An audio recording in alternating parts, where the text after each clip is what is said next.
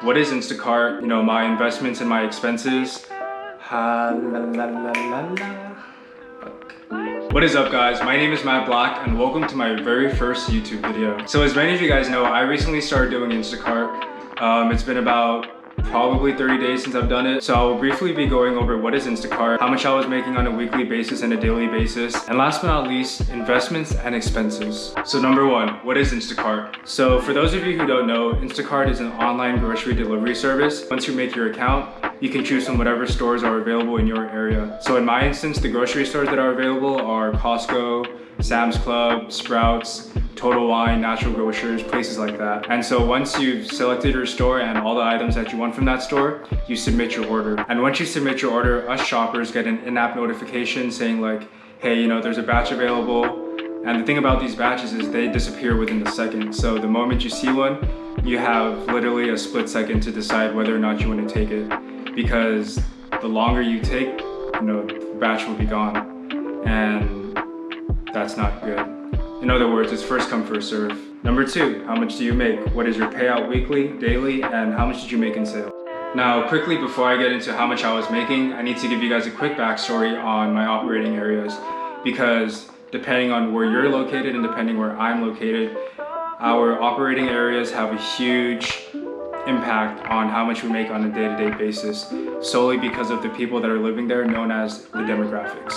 So for the most part, I operate in Tucson, but I also have other zones that I manage, such as Green Valley, Tucson East, Tucson West, and Oro Valley. For those of you guys who aren't too familiar with Tucson, it's better known as like a retirement area. So places out there such as Oro Valley and Marana, that's generally where all the retirees are, the senior citizens and, you know, prior military families and things like that. So it makes sense, families as such would be utilizing this type of service, especially with what's going on. Oh, and not to mention, once you leave the general vicinity of Tucson, grocery stores tend to be farther away from neighborhoods. The most that I've had to drive for one delivery was about 30 minutes, and that was literally the closest grocery store from where that person lived. So now that I've given you that insight, now I can get into the beef and the potatoes. So on a daily basis, on average, I was making between $130 and $140. The most that I've made in a day is about $305 from what I remember, and the lowest was $27.55. Now, the reason why that amount was so low is because that was the first night that I tried doing Instacart, and because I started at like 7 p.m., that also happened to be my first and my last order for the night, because in Tucson, grocery stores closed at 9 p.m. for the most part, except Sprouts. Sprouts closed at like 10 p.m. Now, some days were good, some days were bad. That's just the nature of the job. Some days, you know, I was extremely worried that I wouldn't be able to meet my daily goal, even at the minimum. And my minimum for the day was at least $120. Now, in terms of sales, it's funny because just this morning I actually calculated all my receipts. And so right here I have a total of about, I think 240, 250 receipts. And the grand total for this was about $22,000. And from that $22,000, my payout for the month was $5,698.54, I think it was. So when you do the math for that, that's about 25% of my sales, which I think is pretty good. I mean, now the thing about these self-run businesses is that you cannot treat them like 9 to 5 at all. You know, you have to have exceptional time management. You need to have a good understanding of your community, your demographic area, you know, how often people shop, especially for Instacart. You know, these small little details are basically what drive your business for Instacart. And if you don't take the time to study this and, you know, analyze all the little pieces and bricks, you know, your Instacart game is not going to be strong. And, you know, you need to have that type of mentality where it's like, what got you here won't get you there. Basically, the point I'm trying to make is you cannot use the same game plan for every single game, right? You know, just like sports, business is strategy driven.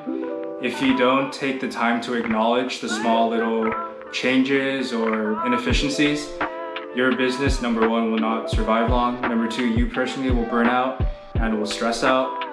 And last but not least, overall, it's just not good for you or your business. And that's not what you want. You know, there are days when you're gonna have bad days, like I mentioned earlier, but it doesn't always have to be that way if you take charge. Back to the thing about demographics real quick. I was actually on Instacart. I was on Reddit the other day, and I came across several different posts. One of them was about how a guy was struggling to make anywhere from between $500 to $700 a week, whereas this other person in California was swiftly making an upwards of about $2,000 a week. And so it just shows how, different demographics across the US and the community themselves have an impact on your Instacart performance, because if your community isn't really utilizing Instacart, then there's not much you can do about it. Number 3, what are your investments and your expenses? So my first 2 weeks of doing Instacart went pretty well. My average working hours was about 33, but by the time I hit my 4th week, it had increased to 40 hours. And I think it was week 3, that particular week was really, really bad. And I ended up putting out about 66 hours. But from what I calculated throughout my entire, time doing Instacart, my average working hours was about 40 hours. So basically what happened was, as a new shopper, Instacart gives you the chance to prove yourself within your first 50 orders. So basically how it works is, as a new shopper, you literally get access to all the batches, firsthand, otherwise known as priority batches. But after you finish your first 50 orders, you basically get tossed into like this pool of other veteran shoppers, and you start to experience the same problems that they're experiencing, which is it's hard to get access to batches because literally your notifications don't go off. And I ended up finding myself having to manually refresh my page every single second. Otherwise, I would be missing batches and there was no way that I would be able to meet my weekly goals. So, that's just like an Instacart thing. They just kind of like shun you off. And also at this time, Instacart had recently hired like 350,000 new shoppers or something like that, which is why, a lot of us were kind of like kicked off to the side.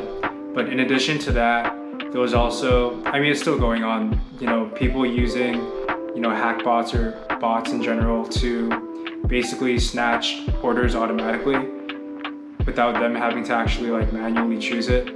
And so, shoppers like us who actually take the time to do things ethically, we're put at a technical disadvantage because there is no way in hell that, a human's going to be faster than AI. Like, it's just not possible. So the next topic, expenses. So for Instacart, I drive a 2007 Toyota Corolla S. City gets about 32, highway gets about 40. So obviously this car is very fuel efficient. And not to mention, gas prices out here in Tucson are really, really cheap, or Arizona for the most part. And the lowest I've had to spend on fuel for this car is about $1.64 per gallon. And full tank for this car is about $15 to $18. However, the one downside about delivering in Tucson is that because it gets so hot sometimes, you're like literally forced to turn on the AC. Otherwise, you'll experience what I did, which was a lot of my devices, such as my phone, start overheating. And at that point, you can't really use your phone for like an hour. So on a day-to-day basis, I drive anywhere from 150 miles to 200 miles. So the last 30 days, I had driven about 4,500 miles. By the time I hit my 30-day mark, I was already due for an oil change. So I think it was last week, I had to do an engine oil change, transmission oil change, radiator coolant fluid exchange, and the grand total for that came out to be about $359. And so when you take the $359 with the $700 for gas, my total expenses for Instacart was about $1,000. So anyways, that concludes the video that I wanted to make for you guys about my Instacart experience. I know the video was fairly long, so if you made it this far, I just wanted to say thank you for your time. And before you guys go, just make sure to like and subscribe, and I will see you guys later.